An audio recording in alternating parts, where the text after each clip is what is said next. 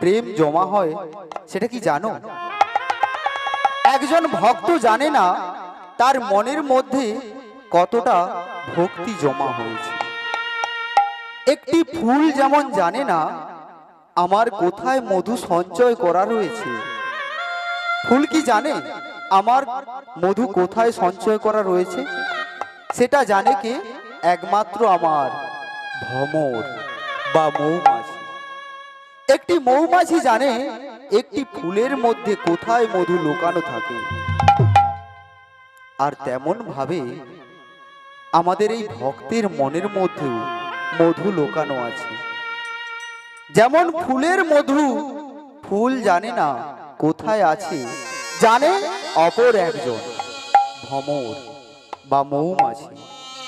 ফুল জানে না আমার মধু কোথায় আছে, জানে ভ্রমর।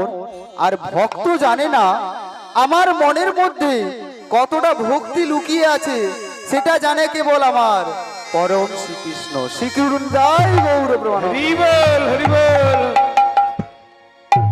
আজকে কমলা একটু একটু করে সাধনাকে ভগবানের নাম গান শোনায়, আর তাদের সুখে শান্তিতে দিন কাটতে থাকে। সাধনাও একটু একটু করে বড় হয়।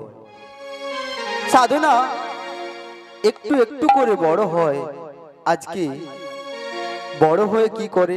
খেলা করে, আর যাবতীয় স্কুলে যায়, কাজকর্ম করে, মায়ের সঙ্গে টুকটাক খেলাধুলো করে। আজকে সবজি আঙিনা করতে বসলে মায়ের পটল নিয়ে নেয়, বেগুন নিয়ে নেয়, আলু নিয়ে নেয়।